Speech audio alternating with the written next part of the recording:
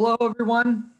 We have Brandon Smith for the 11 or the 1 o'clock call here. If you have a question for Brandon, just raise your hand, kind of like Audrey just did, and I'll ask you to unmute, and then you can ask Brandon a question.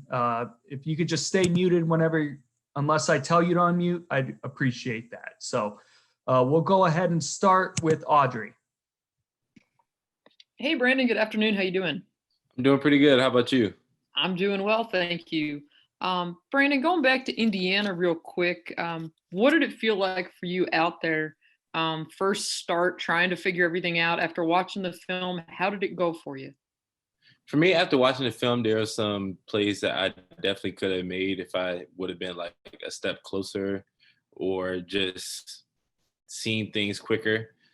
As far as there was one play that I missed a tackle in the open field, but other than that, I know what I need to adjust as far as my personal body position and just the way everything unfolded with the actual play.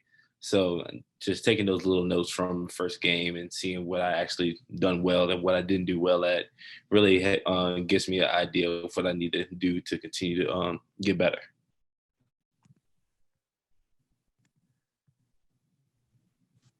Nabias Wilborn. Hey man, Brandon, thanks for doing this as always, man. No problem, no problem. All right, man.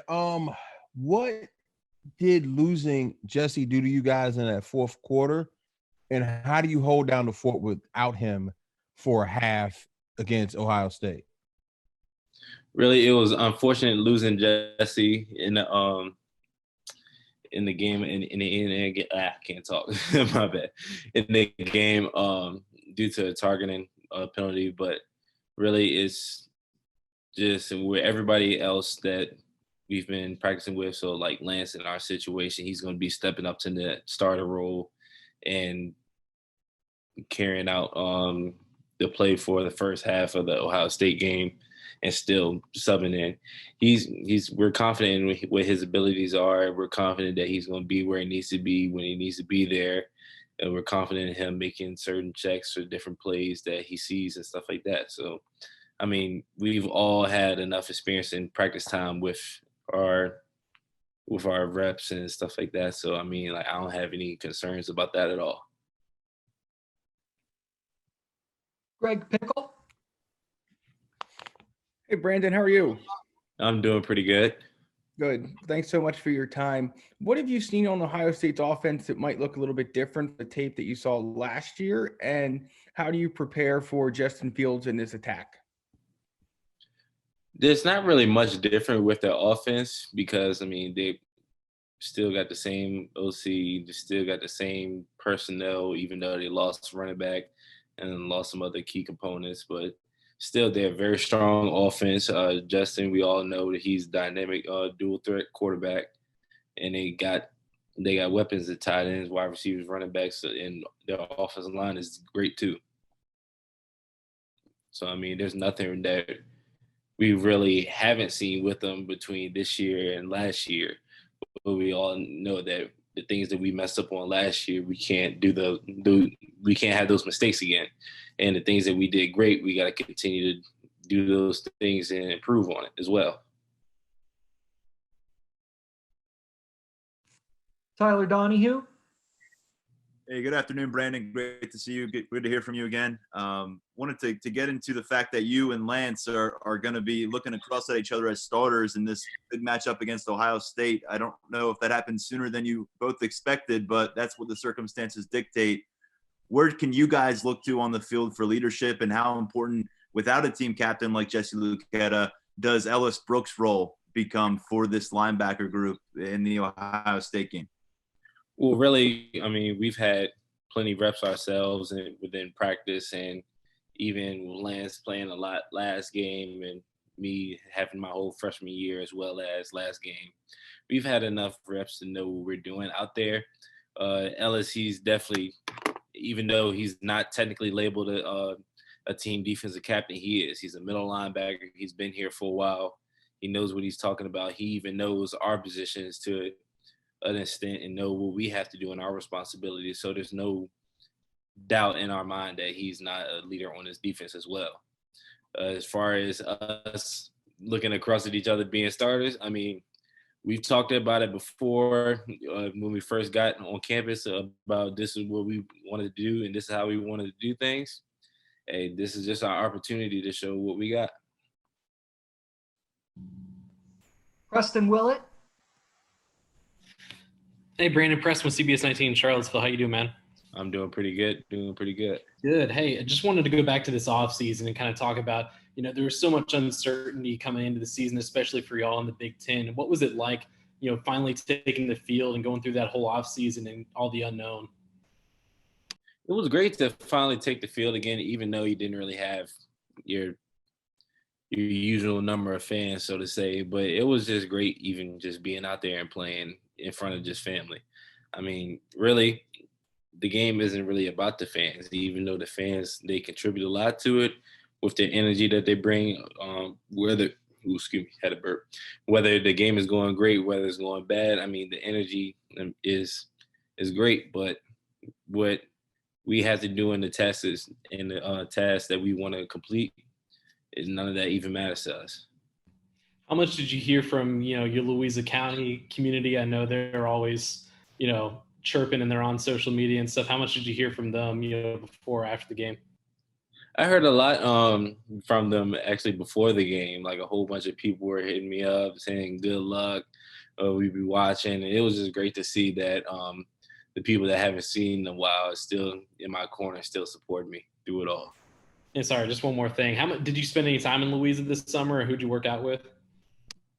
I spent some time in Louisa when we had the whole COVID deal where we weren't on campus. I actually came back when they officially canceled the season. We had like a week or so break off, and I went straight home that night after we got word. Like I was back in Louisa at like 9-10 o'clock at night. So, but yeah, I went to my trainers in Richmond, worked out, and just got better. Continue to get better. Mark Brennan. Thank you, Brandon, for doing this today. No problem at all. Hey, what kind of feedback did you get from Coach Pry after that first game? And, what are some of the areas that he's kind of having you focus on this week going into Ohio State? Okay, so the feedback that I got was basically, for me, there really wasn't anything that came my way besides the one tackle that I missed and that I should have made in the open field. As far as his word to me is just keep being eye discipline and keep being in the right place at the right time. As far as whenever I go on blitzes and whenever I'm supposed to back up my other linebackers or whenever I'm supposed to make a line call or talk to the safeties, defensive backs, just making sure I stay disciplined with those little things because at any point in time, the ball can come my way and I had to be prepared for it. So, with this week coming up, I've just been continuously working on my keys and making sure that I'm staying disciplined and not falling short and getting lazy. Go ahead, Parth. What's up, Brandon? Appreciate the time this afternoon, rather. Yeah, no problem. Jason Oweh down the stretch, he was he kind of flipped a switch there. I think he won like 7 out of his last 10 rushes, I believe. Mm-hmm. When he's playing like that, what does it do for y'all's defense as a whole? Oh, it does a lot for our defense. It definitely puts pressure on the quarterbacks, which gives the defensive backs, it gives them a better cushion as far as when they guard people, and just that factor that the ball may not even come out as accurate as a quarterback would when he's not facing any pressure. So that type of thing, it just really gives them a lot of like security and reassurance that, hey, everything's all right. If it get beat a little bit, don't worry about it. Keep doing what you're doing. And more than likely, he's going to be creating havoc in the backfield. It also gives us during the running game, he's strong, athletic. He can run down stuff from the back end, and he can stop stuff that comes straight to him. So, he's just a dynamic factor all around. Donnie Collins. Hey, Brandon, thanks so much for doing this. I know. What do you see on film from the two running backs? I mean, everybody talks about Fields. They have great receivers, but the two running backs have replaced Dobbins, Teague, and Sermon. What do you see from those two guys? I mean, they're both dynamic in their own way. Everybody has a different running style. Like T, he can get up and go. He can run very well, and he's still a bigger body, so he can lower his shoulder when he needs to. I mean, like for the most part, every running back on this level can do a little bit of both at a very exceptional rate. So I mean, like for us, we just got to take him as say like we're going against like Alvin Kamara like every single time. So like you don't really sleep on anybody at all. Okay, we have time for 3 more questions. I'll start with Tyler Donahue. Brandon, we are just starting to be able to get looks at Kevon Lee and Keziah Holmes, but you've been seeing them in action for a couple months now on the field. Can you give us kind of the defensive scouting report facing those two running backs, how they differ, and what you expect to see from them for the rest of the way this season with the bigger role? Okay, so for them, they're one and the same. Like they can definitely run over you, they can run by you, and they're hard-nosed runners. I mean, this is their opportunity to show what they have and show what they bring to the table, and they're not gonna let that opportunity slip in front. Can't talk. They're not gonna let it slip from underneath them. I mean, this is what they came here for, and this is why they basically left Florida to come here to play. They wanted this opportunity at this particular school, and they're gonna make the best of it. Audrey Snyder. Brandon, I wanted to ask you about the other running back, the guy you came in with in Devin Ford. Obviously, he's going to be the guy now.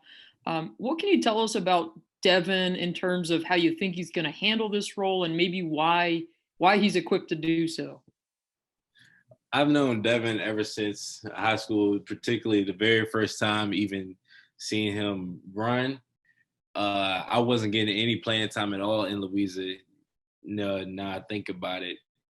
And he broke out like an 80-yard run. This was during the scrimmage that we had. Break out like an 80-yard run, broke a few tackles, got an open field, and he's on his own 40. Look back at our defenders running out there, pointing, and still ran a touchdown. So this is something that he's built for. He's going to have fun with it, and that's what he did back then. And that's what he's going to continue to do now. I mean, this is what he lives for. Final question for Preston Willett. Yeah, hey Brandon, I just wanted to ask you. I know you got some playing time last year, but what is it like now? Just I know the atmosphere isn't the same, but just getting ready for these big games against Ohio State and then even Indiana. Just what is it like? Because that's kind of one of the big reasons you came to Penn State. For me, the atmosphere definitely was nice. It's definitely a fun atmosphere to be in. As far as preparing for games, I don't really get too it sounds weird to say, but I don't really get too excited about one particular game. I don't really get overhyped. I don't show a lot of emotion. And sometimes people be like, man, why you not hyped up about it? I mean, I'm excited about it, but I just don't like showing a whole bunch of emotion. I'll just go ahead and let the way I play and everything basically show it. I mean, I'm not going to exert a whole bunch of energy on a Tuesday. Like it's just Tuesday. We got all week to prepare for it. Friday night to go over the rest of the film, signals, play call, gameplay, and then Saturday, we just go out and play. We do what we need to do, and then show why working all week is worth it. I mean, that's the way I personally see it. So I mean, like I'm excited for the game as always, like any other game. All right. Well, that concludes this call with Brandon Smith. Thank you to everyone for being patient and waiting for your turn. Brandon, thanks a lot for your time. Really appreciate it. No problem at all.